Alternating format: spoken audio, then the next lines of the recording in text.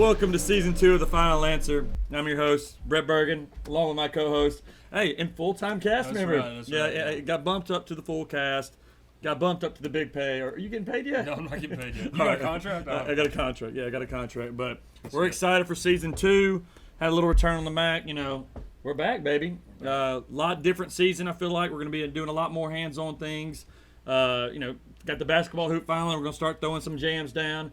Play a pig, play a horse, everything I usually beat you in. Yeah. So is that right? Right, that's exactly right. Okay. Football's back. We had the Hall of Fame game last weekend. Got a couple preseason games tonight, a couple on Saturday. It's just good to see. I turned it on. They got all backups playing mostly, a lot of young guys. It's just good to see football back. Agreed. You want to miss something? Remember, I told you, if you're going to be a mainstay cast member, your lines are going to pick up this season. Are they? Yeah, they're going to pick up. Sorry. So, but yeah, we got a couple tonight, actually. Titans at Ravens. Dolphins at, no, that's Friday night. What's the other one? The Bears tonight. There's only one tonight. There's only one tonight. Actually, there's two games tonight. There's the Patriots. They always come at me and act like I'm not the zen around it. I remember. Okay, he remembers now. Sorry. Don't come at the football zen here. I know what's going on. I like these games though because Patriots got a young team. Mac Jones in his second year. Can't wait to see if he. I hope he doesn't hit that bump that most second-year quarterbacks do when they start getting figured out. Giants, Daniel Jones. This is his make-or-break year. Man. Saquon's back. I saw you. Did you see him run over that guy in practice the other day? It looked great. He's I think going to have a big year. I want him a healthy year. I just want to see him play a full year and just see how great he can be because I think he is one of the best backs in the league when healthy, and still young. Well, so and it's funny because who was it that led the NFL in rushing last year? It was Derrick Henry. Yes. It's funny, like nobody has ever done back-to-back years of leading rushing. So yeah, I'm hoping that'll be Saquon Barkley. And you got, like I said, chance to get that stat who led the NFL in rushing. I'm trying. I'll make a good guess at it before he looks it up. But and then you have Titans at Ravens. Titans got Ryan Tannehill, issues in the playoffs. We've discussed that. Yep. Got Malik Willis in. Rumblings are going to start happening. Tannehill's already said he's not going to help him, get better as a quarterback. Lost A.J. Brown. Yep. Lost Julio Jones at this point. Big trade over the break. Julio going to the Bucks. That's crazy. Yep. We also have a team in the Ravens who they're just talking about it earlier. Lamar's not been paid yet. This is his kind of make or break season. So both teams with quarterbacks are like, hey, we know you're good. We support you. Lamar, I think, better than Tannehill, but show us in the playoffs now. We got to have playoff wins, deep playoff runs. I mean, Baltimore's not too far removed from winning a Super Bowl with Flacco and Ray Lewis before that. Right. They're winning, winning, I guess, recently, but they always play good ball and get in the playoffs. Jonathan Taylor, that's right. Yep. Nick Chubb right behind him. So Nick Chubb actually has a very possible. Yeah, he does. He does. It was weird though looking at the receiver list that you used to seeing Julio and these other guys on of top 10 receivers and. Fantasy projected top 2 receivers right now are Justin Jefferson and Jamar Chase. It's like, God, these are from LSU. Both from LSU, both young guys. Like the torches are being passed. Brady's still there and Rodgers is still there, but a lot of the Herberts and these guys, Josh Allen's. This is about to be Patrick Mahomes leading the way with that, leading the NFL. And I feel like that there's a closing chapter with the Drew Brees, Peyton Manning, Tom Brady era is coming to an end, and those receivers as well. And I hate to say Julio's old because he's not. He's our age, but there's most of these 23-year-olds are running a lot faster than 34, 33-year-olds. That's for sure. And you mentioned Herbert, man. I really like Herbert. I think they're going to have a breakout year this year. Yeah. Big bets before the season, NCAA conference champion predictions, college football winner predictions. Who you liking in the conferences this year? We'll start with your ACC. Who do you like to win It's it? going to be Clemson. It's going to be Clemson, okay. Yeah, it's going to be Clemson in the ACC. So I think DJ is going to have a breakout year. He did not lead them as well as people thought that transition was going to be. I'm not quite calling it John Brantley from Florida, but coming off Trevor Lawrence, they thought DJ was going to be not even miss a step like they did with Deshaun Watson to Lawrence, and it wasn't that. No, but I think he'll have a big year. Any sleepers from the ACC? You going to take your Noles? So I don't know that I'm ready for them yet. I would say if we get 8 wins this season, I'll be the happiest. Okay. I think we'll definitely get close to that. Definitely going bowling this year. Okay. But Wake Forest, until Sam Hartman. Yeah, that was big news. That was big news you told us. I don't know what's going on, but it's something big. So, I would have said Wake Forest, but. And I'll tell you this. You know how satisfying it is for me as being a Gator fan here in Britt. 8 wins would be nice, maybe a bowl game. This team in 94, 95 when I was a kid was number 1 in the nation all year. It was the team, the elite. How far How has are it... you not in the same boat? Florida State played to go to a bowl game last year. But I will say this. I think that every year still Florida convinces himself that they can always make this the year. I think they think, hey, if Anthony Richardson is the best player in the country, they can play for an SEC championship game.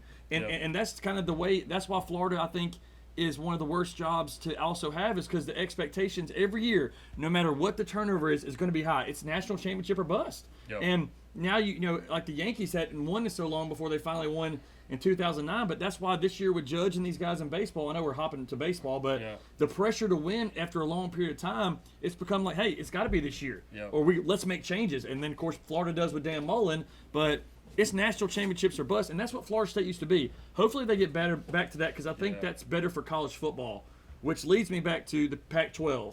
USC, when they're good, it's better for college football. Yes, it is. Are they your favorite going in with Caleb Williams and the new coach? Are you going to go with Oregon, or who are you thinking? No, I think definitely USC. I mean, because honestly, Caleb Williams, they're gonna be running some sort of similar offense they had in Oklahoma. So he steps right in. You automatically have a relationship there between the coach and the QB. Yeah. So all of that, it's just getting people on board. Tons of talent.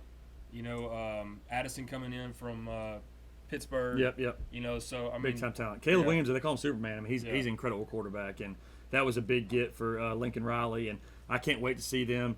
A sleeper team out there, to me, I would say, you know, Oregon lost their head coach. Bo Nix coming in. I think they're going to play with a chip on their shoulder this year, kind of like Oklahoma, who lost Lincoln Riley. It's like, well, that first year always seems like Orgeron had a little run with LSU like that. Yeah. It's like we're playing to prove somebody, like proving a dad or a coach that left wrong. Like I'm better than what you think I am, and I think Oregon is my sleeper team, but I like USC to win it. Actually, I think they're going to win it. I like them to win the Pac-12 as well. All right, so on to the SEC, the Big Daddy.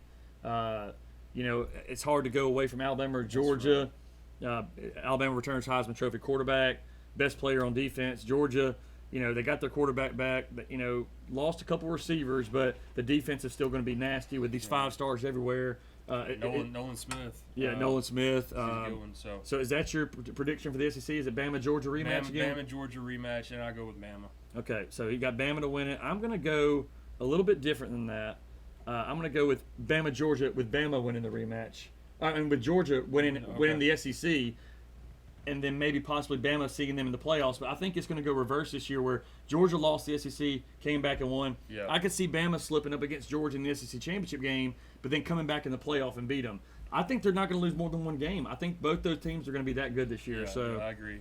What were you going to say? Well, I mean, you jump up to the Big Ten. I don't think anybody goes away from Ohio State. No. And so I was quickly going to jump into the playoff.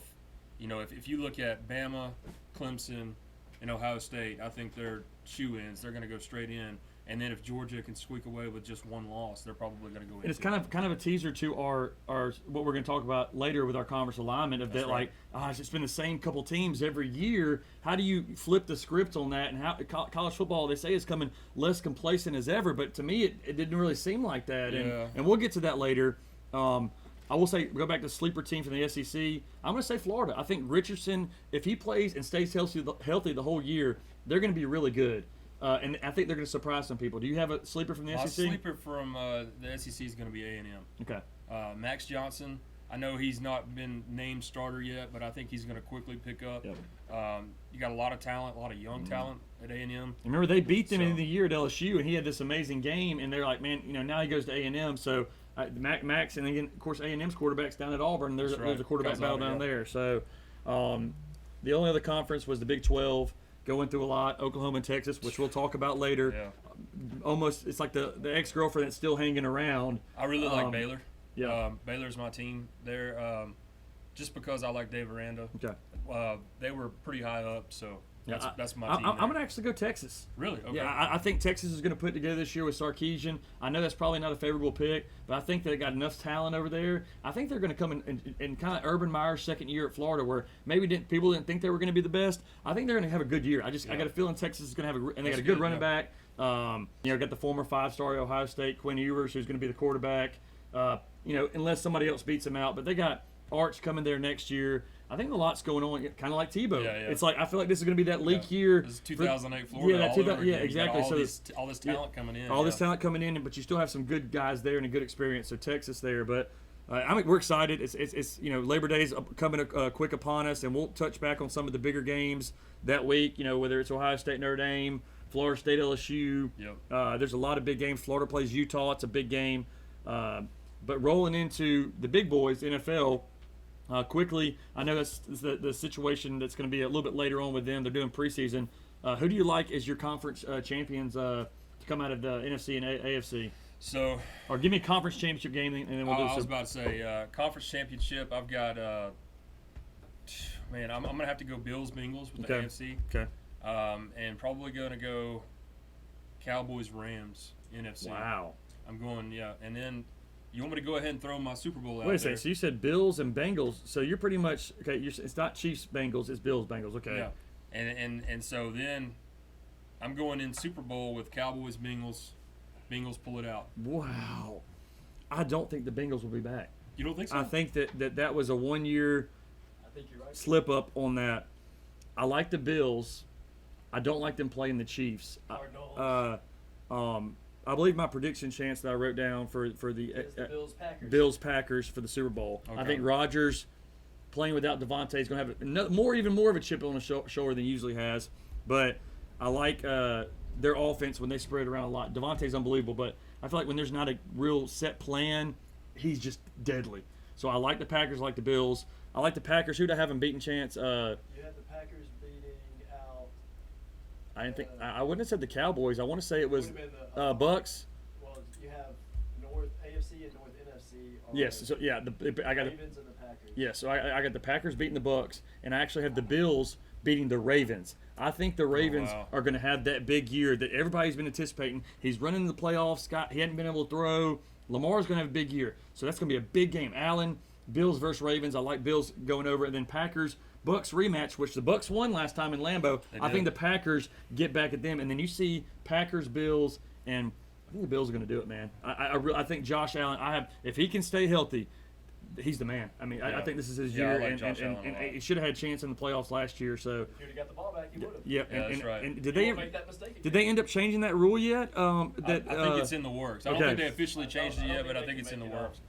I think NFLPA and some some coaches and everything. Are reaching out Again, like I said, there's issues of that, and then the issue I think of the targeting where there's got to be a 15-yard penalty and no ejection in college because a quarterback's going to end up hitting somebody. That's right.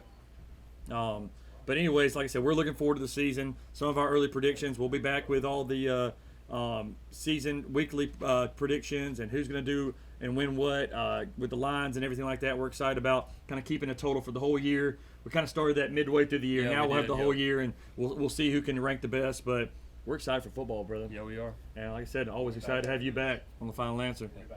Oh, I'm sorry. But where was that? We're ready for football. We're ready for football. Only a month away. Just excited to see it back on TV and watch it tonight. But ready for the big games. Ready for the stars to come out. And we'll be back right after this.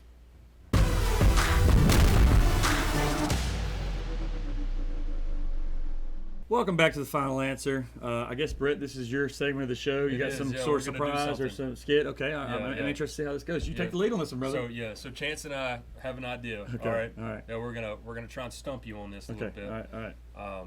But we want you to think deeply. Okay. And come up with a really good answer. Okay. All right. Because it'll make it a lot better if you do. Okay. All right. All right. So what we're gonna do is one of my favorite football movies. Okay. The Waterboy. All right. We're gonna Classic. classic movie. We're gonna do a Where Are They Now with some of the people in the movie. Okay. All right. And I want you to dig. Okay. Okay. All right. So. It's you to give the answer. That's right. All right. Yeah. So Bobby Boucher. All right. Okay. Came out of nowhere. Yes. All of a sudden, the star linebacker. Right. That's the whole point of the movie. Yes. They go on and they win the Bourbon Bowl. Yes. Mud Dogs win the Bourbon Bowl. Yes. What happens? In the end of the movie, him and Vicky Valancourt get married. They ride off, in the sunset on the mower. Yeah. So give me Where Are They Now? We could be like Tiger Woods and hit that. he did not take that route with his dad, obviously, because his mom helped him. But Bobby Boucher, where he's now, I think Bobby had a good run in the league, probably 8-10 years. Yeah. Playing linebacker. Definitely ended up breaking Lawrence Taylor's record, which I'm sure, Okay. because he was in the movie. Because he was in the movie, right? Don't. And I think because of his inexperience, Bobby now has 12 kids with Vicky Valancourt, and they all wet the bed, just like he did. Yeah. But I think Bobby and Vicky live a simple life, driving from one place to the other on their lawnmower, with the little lawnmowers, riding right behind, little Tykes lawnmowers right behind. Right? Okay. But I think Bobby's a very happy man, living off NFL money that you never know he was a multimillionaire, but he is. But he did a stint in the league and had some sacks and some tackles and led the league for sure, sure. He had a kid named Vanderhurst. Vanderhurst? yeah. A good player in the NFL, yeah. All right. The Wolf. So I'm going to jump right in on Derek Wallace, the kicker. The first guy that dabbed him up when he came on the field, as the water boy. Yeah. Derek ended up doing a stint in comedy. It kind of looks like Chappelle a little bit, but he ended up doing a stint in comedy and did a couple tours, aka like Cat Williams wise, of his stories and Bobby in high school and college. In college, at this point, Bobby Boucher is famous, right. So everybody knows. So he continues to tell all the stories about, when they go, hey, you ever been with two people at the same time? Yeah, I've been with my mama and mama friend and coach, So I feel like that he's had a good comedic tour and making some good money off that, because he was a funny character for sure. All right, next one on the list is Lyle Robideau. You probably don't remember who Lyle Robideau is, but he was. Thanks, Bobby. Appreciate the water. Where is Lyle Robideau now? I think he's living. I'll take it from the famous Blake Bortles. He's probably working construction, ripping cigs, man. I think that he's living and still living in the same town, working at the quarry. Okay. And working at the quarry down in Southeast Louisiana. Yeah. All right. Moving on to the next one real quick. Okay. Mr. Coach Klein. Mr. Coach Klein. Where is Coach Klein these days? Coach Klein is actually actor Harvey Winkle, who is also known as the Fonz. But if we're getting realistic, I think that Coach Klein has made his way on the golf tour. He had such a quiet, positive voice. Really? Bobby, hey, you know what Mama told me? I feel like that his wisdom, obviously he wrote the book, the Green Playbook that was stolen. But I think that he went over to another sport. I think maybe one other person has made a transition like that where they end up, calling a sport that they maybe didn't play. I think he's that good, and maybe he'd play some golf on the side. But I can see him as a little golf announcer for NBC. Really? Okay. You see him as a caddy? One of those people that's working with one of the professional players? No, I see him on 18 at around really? Avon Corner. Okay. All this is a 3-foot putt for Tiger. I like this character. What are we gonna do? What does he say when he walks in? He doesn't know anything to do with the plays. He's like, I don't know what I'm gonna. Just. All right, last one, Farmer Fran. Oh God. Where's Farmer Fran these days? I still think Farmer Fran's still on the bayou. Okay. He's still out there with "You can do it," and they're still out there catching crawdads and living it up, shirtless, nipple rings and all, baby, nipple rings and all. And I think that he's probably still single and still probably going to football games and checking out the Mud Dogs, baby. Yeah, that's exactly what Farmer Fran's doing. Going to the after party. Yes, he's still there. All right. Last thing I'm going to ask you, your favorite quote from that movie. The one that just comes to mind immediately when somebody. You can do it is always my favorite. You can do it, but oh no, we suck again. That's my favorite one. That's my favorite quote when they realize Bobby's no longer on the team. It's like probably the one that gets me the most. Cut his head off. The one that gets me the most is when his mom finally finds out that he's playing football. Yeah. You leave me at home with Steve. That's probably my favorite. We could be like Tiger with his days. That was one of those too. So I loved it. Yeah, that's we'll have to do another movie like that. But that was fun. So so I'm gonna start doing stuff like this. I'm gonna try and catch you off guard because I think it gives you a more a better reaction. Sounds good. Sounds good. I love it. So we'll be right back. The final answer.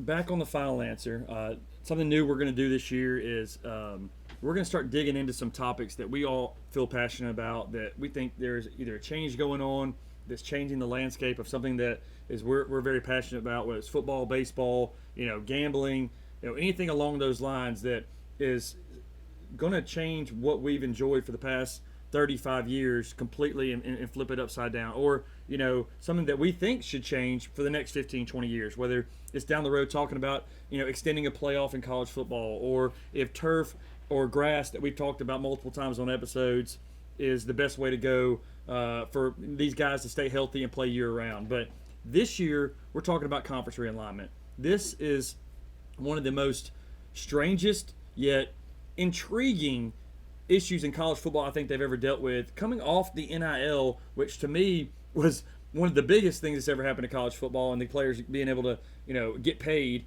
But conference realignment, you have examples starting with Texas and Oklahoma that are moving to the SEC in 2 years. Already having A&M and Missouri come over in 2012, but we are flipping things to where now USC could be possibly playing in the Big Ten. That's a 12-hour flight to go play a college football game. Where is the realignment, and where does it become?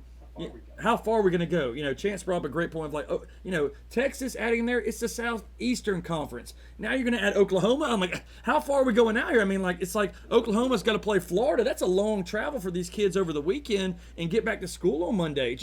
I'm not saying that, they're obviously there for school. That's how they can stay on scholarship, but it just seems like almost like when does this end? How far are we going to go with this? I think it's an answer to the NCAA and all the corruptness that is, but see, I'm talking with my hands a lot. I feel like I'm Nick Saban over here. That's how passionate I am about it. But it's going to change the landscape of college football, and we're going to lose so much from it, as in Oklahoma State, Texas Tech, UCLA, USC. They're going to stay possibly together and go to the Big Ten. But all these other rival games, I'm so happy Florida State, has still continued to play, even though, they've never been in the same conference. South Carolina and Clemson, same thing. But you're going to lose some of these rivalries. A&M has not played Texas Tech since they left. I think sometimes they try to line them in a bowl game, but it's just not happened. So the real question is, how far are we extending this thing? SEC back in the day, they had teams like Georgia Tech, Tulane. What was the other one, Chance? Sewanee used to be in the SEC. So conference realignment has happened. Arkansas and South Carolina came in to the SEC at one point in the additions, but to go to 3 or 4 superpower conferences, I don't know if that's the answer to the NCAA, but it can make things very interesting. And, Brett's a big Florida State guy. And I want to bring him in and talk to him about, somebody like him who's been in the ACC, who's, I feel like, dealt with a lot of backlash because of the games and the teams they play. In football in particular, basketball is a whole new story.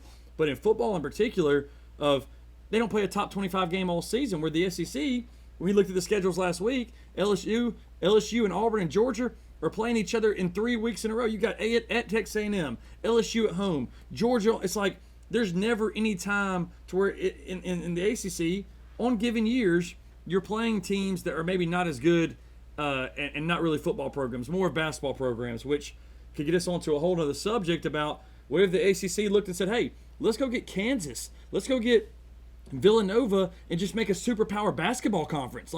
Give the football to the SEC. Give it to the Big Ten. Let's be special at something. Could you imagine Kansas and Duke and North Carolina all being in one conference in basketball, plus a Villanova? That to me, if these superpowers are happening with the Big Ten and the Pac-12 or in the SEC, somebody else is going to have to respond somewhere so the UABs and these other schools are still relevant and not just completely blown out of proportion by these big conferences with possibly 20 teams. You're talking if the SEC adds Florida State, Miami, Clemson, and North Carolina, that's a 20-team conference.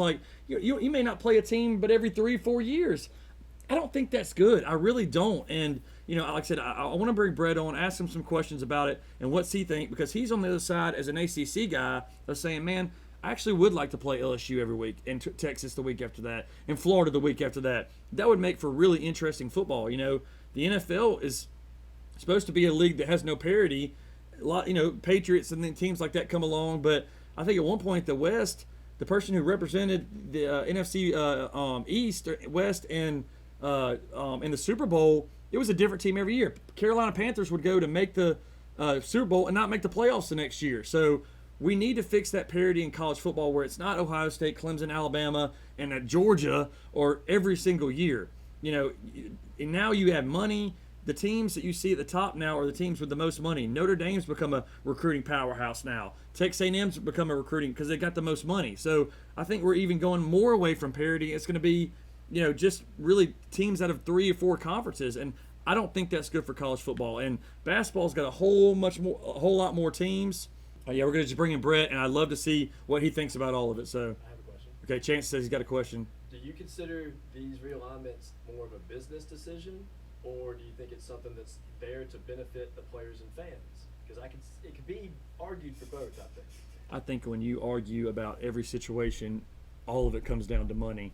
Okay. And you know what Texas and Oklahoma are going to have in their pockets now going to the SEC compared to playing Iowa State and Kansas. And what's the LSU Texas home game going to be like? We just saw it a couple of years ago with Burrow, and that was one of the most incredible games I've ever seen. So you're going to have that on a consistent basis, which means a lot more revenue. You won't have maybe one Vanderbilt, where at Big 12 you could have 3 or 4 games you may not sell out. Florida's already sold out their season tickets this year.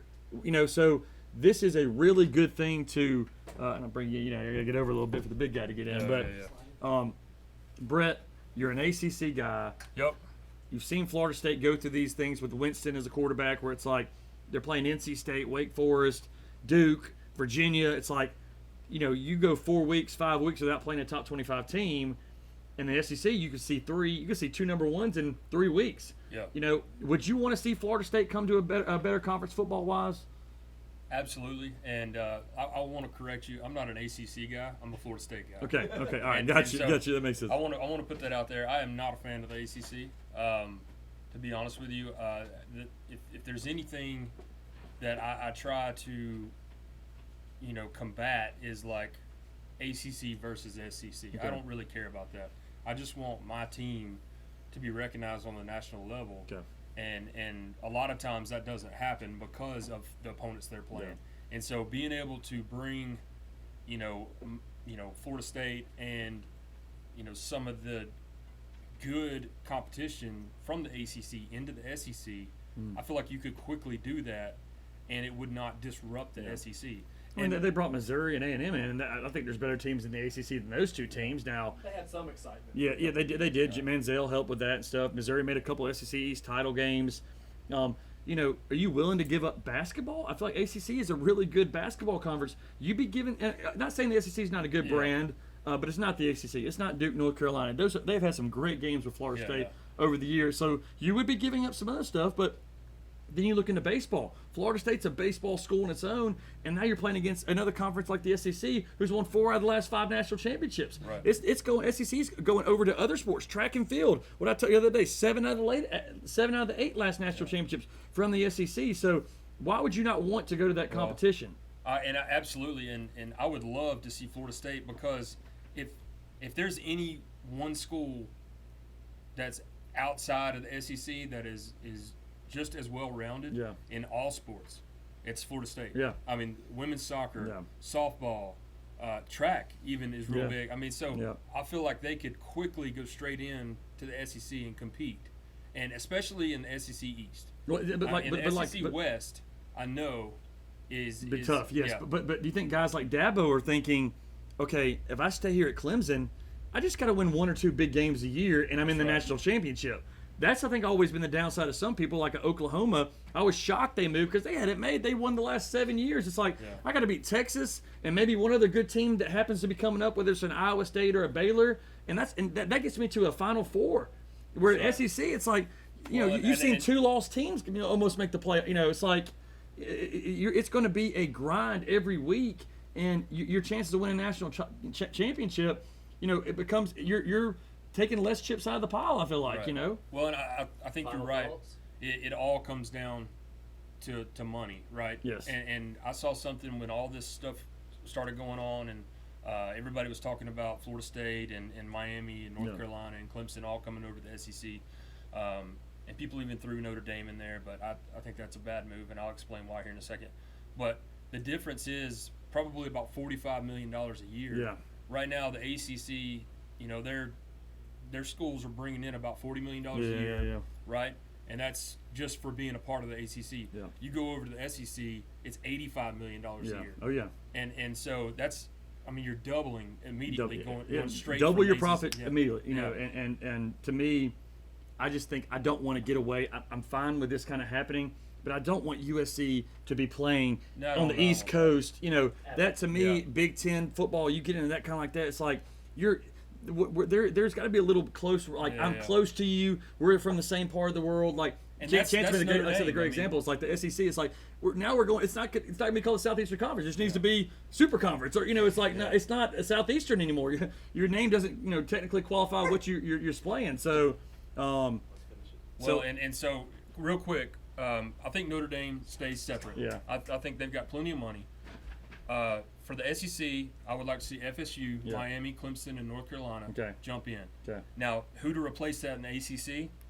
UCF, Okay. App State, FAU, and UAB. Wow. But That's exactly that's a huge hit to the It is. conference. But It is, but Um, I think that's what needs to happen.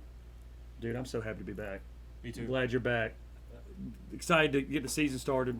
Final answer. See you next week.